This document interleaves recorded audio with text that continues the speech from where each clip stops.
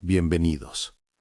Hoy desvelaremos 5 milagros de Jesús que prueban su total autoridad sobre el cielo y la tierra. Prepárense para una fe renovada. Comenzamos. Un pez que escupe dinero.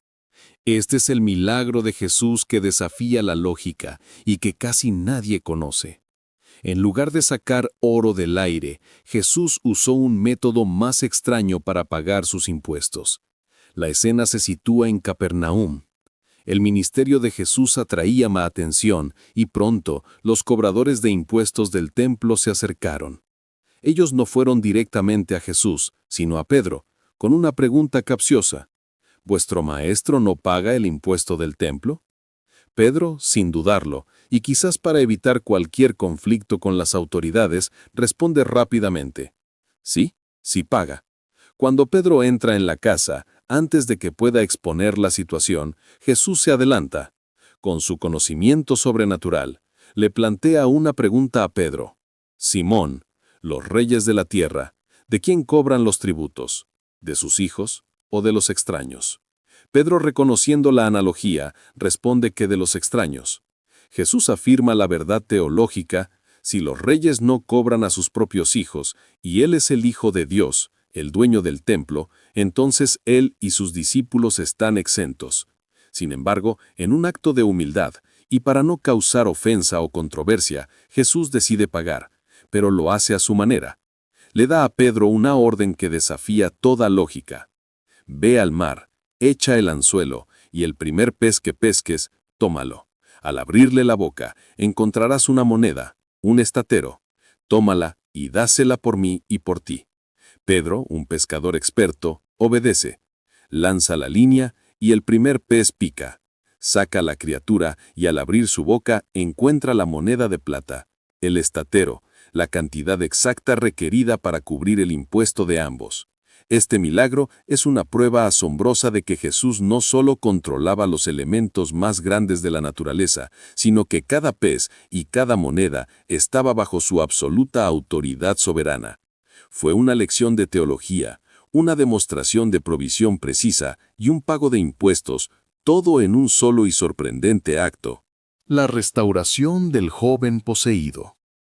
Nuestro segundo milagro, poco conocido, nos lleva al corazón del fracaso apostólico en un dramático encuentro en el monte de la Transfiguración.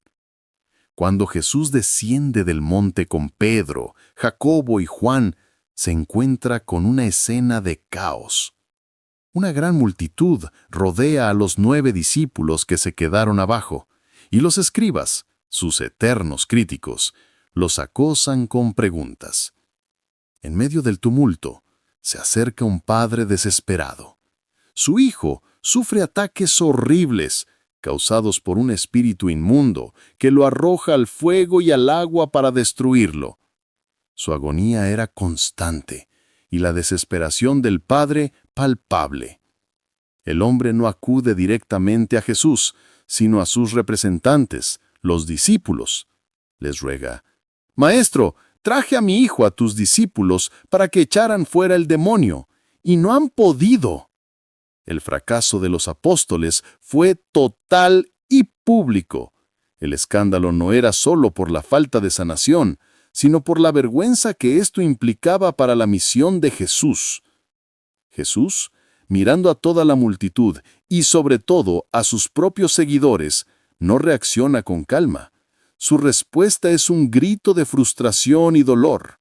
«¡Oh generación incrédula! ¿Hasta cuándo he de estar con vosotros? ¿Hasta cuándo os he de soportar?». El demonio, al sentir la presencia de Jesús, reacciona violentamente, arrojando al niño al suelo. En el tumulto, Jesús no se apresura. Él entabla una conversación con el padre, preguntándole desde cuándo sufría el muchacho. El padre le responde con una fe desgarradora: «Si puedes hacer algo, ten compasión de nosotros y ayúdanos». Jesús le da la clave: «Si puedes creer, al que cree, todo le es posible». El padre clama: «Creo, ayuda mi incredulidad». Solo entonces Jesús reprende al espíritu, el cual sale del joven, dejándolo como muerto. La multitud murmura que ha muerto, pero Jesús lo levanta completamente restaurado. El milagro no termina con la sanación. Al entrar en casa, los discípulos, avergonzados, le preguntan en privado a Jesús, ¿por qué nosotros no pudimos echarlo fuera? Y aquí radica la lección poco conocida. Jesús les revela que el problema no era el demonio, sino su propia falta de fe y disciplina espiritual. Les dice, este género con nada puede salir sino con oración y ayuno.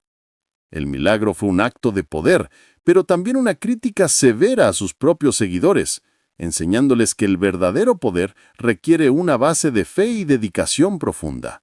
Nuestro tercer milagro nos adentra en una confrontación planeada meticulosamente. La escena se desarrolla en la casa de un líder fariseo, donde Jesús había sido invitado a comer un sábado, pero la invitación era una trampa. Al sentarse a la mesa, Jesús detecta inmediatamente que sus anfitriones y los escribas presentes están observándolo fijamente. Su objetivo no era la hospitalidad, sino atraparlo violando la estricta ley del sábado. Y en medio de la cena aparece el detonante, un hombre con hidropesía. La hidropesía es una hinchazón severa causada por una acumulación anormal de líquido, una condición visible y grave. Este hombre no estaba allí por casualidad. Lo más probable es que los fariseos lo hubieran colocado a propósito para forzar a Jesús a actuar. Jesús, conociendo la malicia en sus corazones, no espera. Él toma la iniciativa y, dirigiéndose a los abogados de la ley y a los fariseos, lanza la pregunta decisiva: ¿es lícito curar en día de reposo o no? Los expertos en la ley se quedan en silencio. No pueden decir no sin parecer crueles, pero no pueden decir sí sin admitir que Jesús podía romper su interpretación de la ley. Su silencio es la prueba de su hipocresía. Jesús no espera su respuesta. Se acerca al hombre, lo toma de la mano, lo sana instantáneamente y lo despide, permitiéndole marcharse restaurado de la enfermedad. Una vez que el hombre se ha ido, Jesús lanza el golpe final a sus críticos, exponiendo su doble moral. ¿Quién de vosotros, si su asno o su buey cae en un pozo, no lo saca inmediatamente aunque sea día de reposo? Ellos salvarían a un animal valioso sin dudarlo, sin importar el sábado. Sin embargo, no estaban dispuestos a permitir que un ser humano sufriente, un hijo de Abraham, fuera liberado de una atadura de 18 años. Este milagro es poco conocido porque se enfoca menos en la maravilla de la curación y más en la autoridad moral de Jesús. Demostró que la compasión y la dignidad de la vida humana están por encima de cualquier ritual o regla, y que él tenía la autoridad de dictaminar lo que realmente significaba la ley de Dios. La restauración de la mano seca.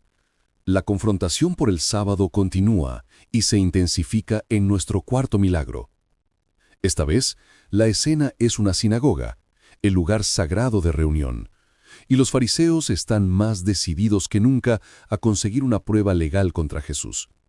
En medio de la congregación se encontraba un hombre con una mano seca o atrofiada.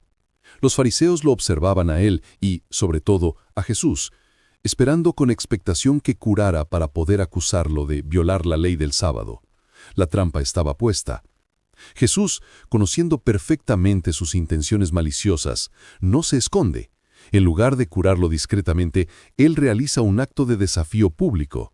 Llama al hombre al centro de la sinagoga, poniéndolo al frente de todos los presentes.